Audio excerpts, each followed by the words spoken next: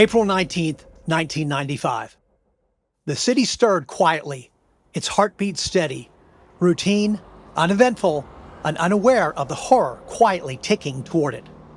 Outside the Alfred P. Murrah Federal Building, a Ryder rental truck sat parked along Northwest 5th Street, directly beneath the building's daycare center. It looked ordinary. It was not. At 9:02 a.m., the heart of the city ripped open with unimaginable cruelty and carnage. A deafening explosion erupted with force of thousands of pounds of ammonium nitrate and fuel oil packed inside that Ryder truck. A bomb designed to kill indiscriminately. In a single instant, the front of the Murrah building was sheared away. Engine 51, engine 1, engine 4. Exposing 9 floors of chaos. The blast wave shattered windows across a 50-block radius, flipped cars, and sent shockwaves through the city's soul. 168 lives were lost, including 19 children, many of whom were in the building's second-floor daycare when the bomb ignited beneath them. Oklahoma City, once a quiet and unassuming town, would never be the same. That day, the nation was forced to reckon with a new kind of threat, one born not from foreign enemies, but from the very citizens it swore to protect, a threat that tragically was only beginning to rise. What made the Oklahoma City bombing even more horrifying was that it wasn't carried out by a foreign terrorist. It was a work of a U.S. citizen, Timothy McVeigh, a decorated Gulf War military veteran, raised in the heartland of the country, who believed his violence would send a powerful message to a government he saw as corrupt and oppressive. McVeigh's attack was the deadliest act of domestic terrorism in American history. And it wasn't an end, it was a beginning, a signal that the threat was already inside the gates, watching, waiting, ready to strike again. From the unimaginable horrors of the Boston Marathon bombing, the Fort Hood shootings, the Pulse nightclub massacre, Sandy Hook and beyond, domestic terrorism has cast a long and devastating shadow across the nation. No community, no city has been immune from its reach. The scars of these tragic events have not faded. They have festered, spread, and evolved. And now the question we must all confront: why does this homegrown threat continue to grow? What is driving the surge of domestic terror that leaves behind a trail of destruction, grief, and fear? The answer is far more complex and far more chilling than we can imagine. Welcome to Threat Level Red. I'm your host, Charles Denyer. This is episode 7, Homegrown Horror, the rising tide of deadly domestic terror in America. And today, we'll examine the roots, evolution, and chilling implications of domestic terrorism on U.S. soil.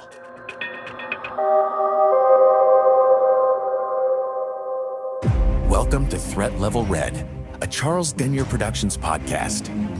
Every week, Charles brings his real-world expertise to the front lines of America's most pressing threats: cyber attacks, extremist networks, rogue states, terrorism, economic instability, systemic breakdowns, and so much more. From the digital battleground to the streets of America, no threat is left uncovered. No spin, no filters, just intel. In the early 1990s, a series of events began to unfold in the United States that would ignite a dark and dangerous fire. They didn't start with explosions, gunfire, or even radicalized ideologies as you might expect. No, they started in the quiet corners of American communities, in militia meetings, obscure gatherings of disillusioned veterans, and in small-town newspapers, where whispers about a tyrannical government began to swell. The stage was set for something that would rattle the very core of American society. The roots of domestic terrorism in America can be traced back to the rise of radical, anti-government sentiments that had been quietly simmering for decades. These ideas first began to crystallize in the aftermath of the Vietnam War, where returning soldiers, disillusioned with the military and the political establishment, found themselves at odds with the very system they had fought to protect. But the real catalyst came in the mid-'80s, with the formation of the modern militia movement, one that was born out of the belief that the federal government had become an overreaching, oppressive force. This belief was not new. After all, the American Revolution had been fought against British tyranny. But these new revolutionaries were not soldiers of the Crown's empire. They were average Americans who had grown weary of what they saw as government corruption, As the 1990s approached, the rhetoric became louder and more dangerous. The federal government, under the leadership of President Bill Clinton, was seen by many far-right extremists as the embodiment of everything wrong with the system. Centralization of power, control over citizens, and perceived betrayals of individual liberties. The tension was palpable. Violent confrontations at places like Ruby Ridge in 1992, where an armed standoff resulted in the deaths of several individuals, including a U.S. Marshal, and the 1993 siege of the Branch Davidian compound in Waco, Texas, that we know now only stoked the flames. For many, these events were proof of the government's invasive nature. Yet it was the Oklahoma City bombing that would serve as the true defining moment, marking the transition from angry rhetoric to actual violence. The bombers, Timothy McVeigh and Terry Nichols, had spent years steeped in the anti-government worldview, drawing inspiration from the rhetoric of the militias and the events at Ruby Ridge and Waco. McVeigh's decision to target the federal building in Oklahoma City on the 2-year anniversary of the Waco siege was no coincidence. It was a calculated message, a way to provoke a national reaction. That bombing was a wake-up call for America, but it wasn't the end of the story. In fact, it was only the beginning. With the bombings of the 1990s as a grim benchmark, how did the world of domestic terrorism evolve in the age of the internet, where radical ideologies can spread like wildfire? How did we find ourselves in an era where violence can be inspired by just a few keystrokes? Stay with us, don't go anywhere. And now back to the story. The day after the Oklahoma City bombing, the United States was left reeling, grappling with the devastation of the deadliest domestic act of terrorism in its history. Yet, in the aftermath of this violence, there was a shift. The government and its citizens were forced to confront the uncomfortable truth that the threat of homegrown terrorism wasn't some fringe element or isolated incident. It was a deadly potent force with roots in the nation's political and cultural landscape. But what came next was equally unsettling. While the attack itself was horrific, it did not fade away into the history books as another tragic event in time. Instead, it served as the catalyst for a new chapter in the evolution of domestic terrorism, a chapter in which radical ideologies found new, more powerful tools at their disposal, the internet. For much of the 1990s, domestic terrorism in the United States was still seen as an isolated problem, a series of violent acts perpetrated by individuals of small, far-right militia groups. The Oklahoma City bombing was an alarming wake-up call, but the broader population believed that with time, the threat would be quelled. The government, local law enforcement, and intelligence agencies began to refocus their efforts. Yesterday, I announced my intention to appoint a new director of the FBI. Intensifying investigations into both far-right and far-left extremist groups, along with individuals who had previously operated on the periphery of society. But the internet changed everything. The early days of online forums and message boards, once seen as little more than an amusing distraction, quickly became the breeding ground for hate, conspiracy, and radicalization. The mainstream world hadn't fully understood the potential dangers lurking in the virtual realm. By the early 2000s, a new generation of extremists, young, tech-savvy, and increasingly isolated, had found each other on online communities, far beyond the reach of traditional law enforcement. The surge of both extreme right-wing and extreme left-wing online forums created an environment where radical ideas spread at an alarming rate. But it wasn't just about sharing information anymore. It was about recruiting new members, organizing events, and in some cases, planning acts of violence. The internet allowed extremists to connect with one another, offering a sense of community that was previously hard to come by. The newfound digital world was a double-edged sword. While it allowed individuals to be exposed to dangerous ideologies, it also made it easier for them to stay hidden from the watchful eyes of law enforcement. The individuals behind the messages were not necessarily in the same city, state, or even the same country. But their ideology was unified, and that alone was enough to create a wave of violence that reached across the United States. The violence sweeping across America is far more than just the Oklahoma City bombing. It's a chilling surge of mass shootings and school attacks fueled by radical ideologies, now the deadliest face of domestic terrorism. In 2015, Dylan Roof, a white supremacist, killed 9 African Americans at a Charleston church. 911, what's the address of the emergency? Emmanuel Church is playing people shot down. His hatred stoked by online propaganda. Since then, the nation has witnessed horrifying acts like the 2018 Pittsburgh synagogue shooting, the Parkland and Sandy Hook school massacres, and the San Bernardino terrorist attack, each driven by extremist beliefs amplified online. More recently, the El Paso and Buffalo shootings have brutally exposed how internet-fueled hate can rapidly escalate into deadly violence. These tragedies are no longer isolated incidents. They are symptoms of a growing, radicalized ecosystem thriving in the dark corners of the web. With every new massacre, a haunting question echoes louder.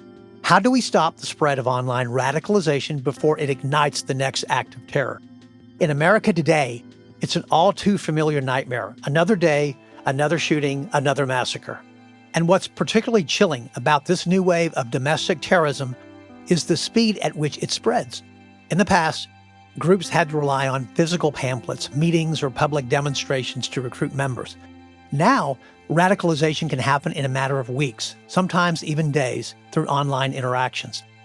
The digital world has made it easier to connect, more difficult to trace, and far harder to predict.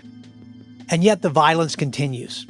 But with all these technological advancements, how do law enforcement and intelligence agencies respond? Can they stay ahead of a digital threat that's constantly evolving? And what roles does social media play in this ever-evolving and growing crisis? Stay with us, don't go anywhere.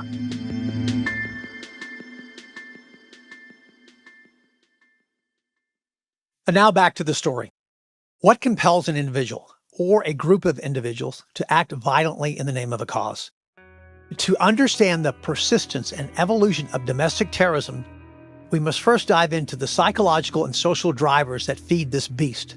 Psychologically speaking, humans are inherently driven by a desire to belong, to find identity and purpose within their social groups. This need for identity becomes crucial when we consider individuals who are drawn to violent extremist ideologies.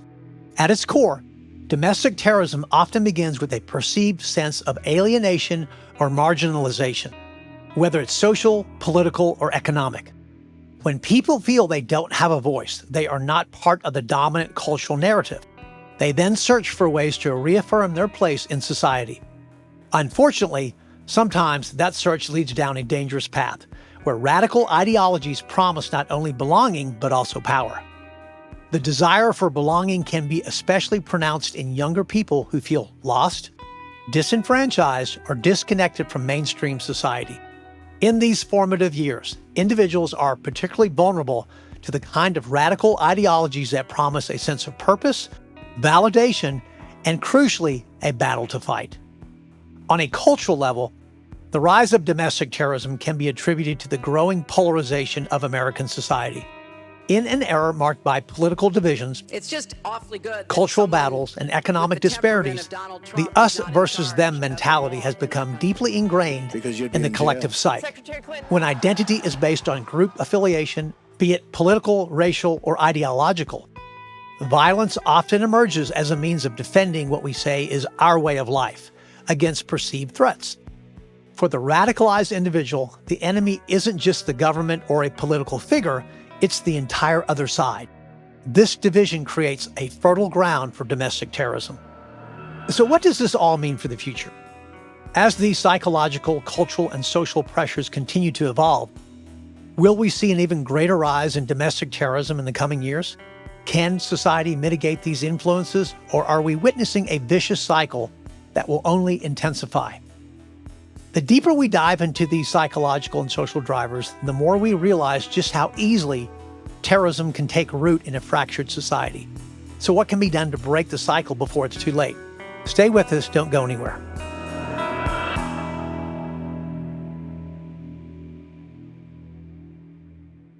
And now back to the story. When it comes to the rise of domestic terrorism, no issue is more divisive than the question of what exactly constitutes terrorism in the first place. Ask 10 people about the root causes of domestic terrorism, and you might get 10 completely different answers. Some argue that it's an inevitable consequence of the rising political extremism, This represents both on the left and the right. Others point to deep-seated economic disparities or the breakdown of social norms. But no matter which way you cut it, the story of domestic terrorism is tangled up with ideology, politics, and sometimes the very notion of what's right or wrong in a democracy. One of the core controversies surrounding domestic terrorism is how it is defined and who gets to decide. Some argue that the label of terrorism has become weaponized by governments to suppress dissent. Critics point to how certain anti-government militias, particularly on the far right, are often labeled as terrorists, while violent actions carried out in other contexts might not be granted the same label. And then, of course, there's the thorny issue of left-wing extremism. You lied on us the last time and said that our guns were not loaded. We'll let you know. Which often doesn't get the same media attention or government scrutiny, despite the occasional acts of violence associated with it.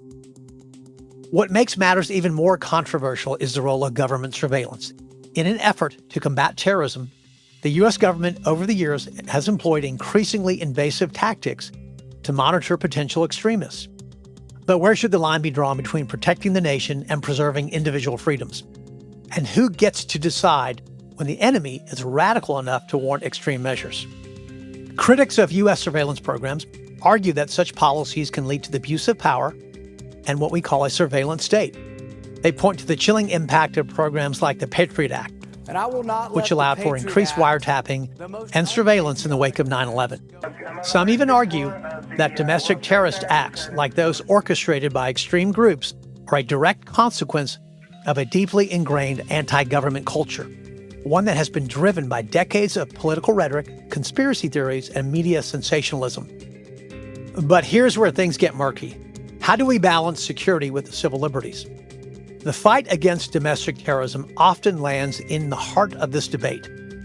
Do we accept a loss of privacy for the sake of national security? Or does the very act of doing so risk undermining the very freedoms we are trying to protect? Stay with us, don't go anywhere.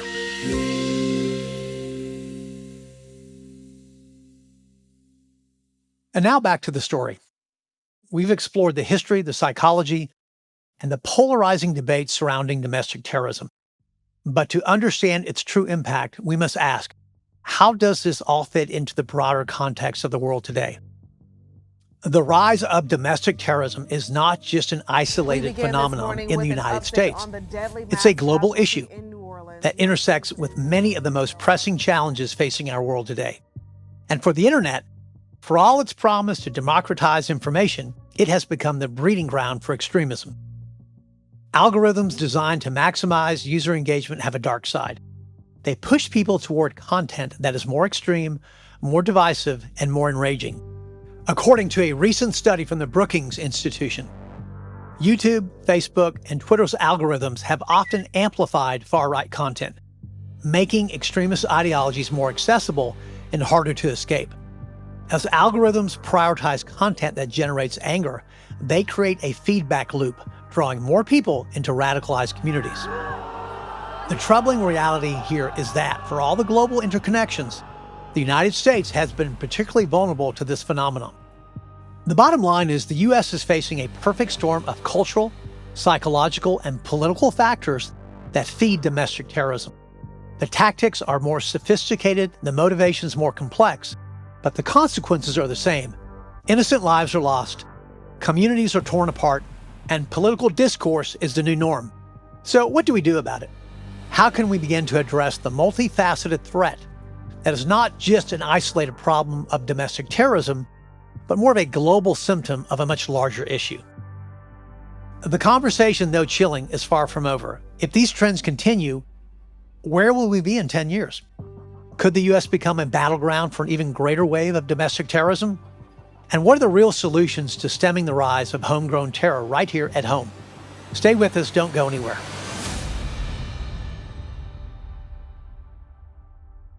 And now back to the story one last time. First and foremost, we must recognize that domestic terrorism is not a passing trend or a fringe issue. It's a structural problem, deeply ingrained in the fabric of American society, shaped by decades of political division, economic inequality, and psychological manipulation.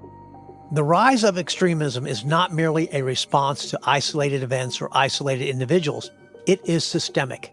It is fueled by ideologies that appeal to fear, anger, and a sense of betrayal, often targeting vulnerable populations who feel disconnected from the larger narrative of American progress. We've seen it all before. Timothy McVeigh did not wake up one morning and decide to destroy a federal building. He was radicalized over time by a series of influences, cultural, ideological, and emotional, those that led him down a dark path. The same can be said for countless others who have committed acts of violence in the name of a cause.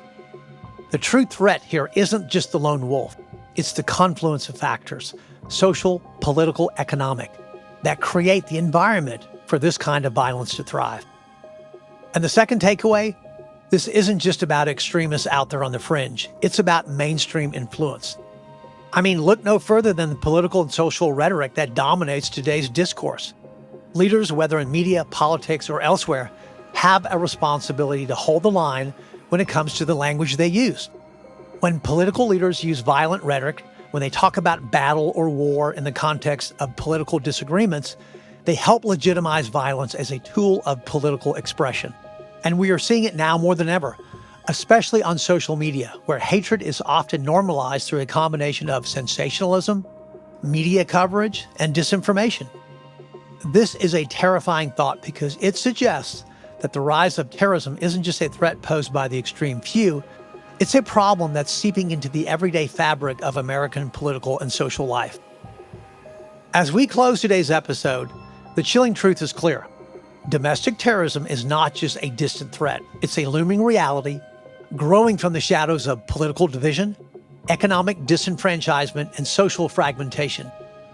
Whether it's the haunting legacy of the Oklahoma City bombing or the everyday radicalization playing out in our own backyard, the forces driving this wave of violence are complex, systemic, and far-reaching.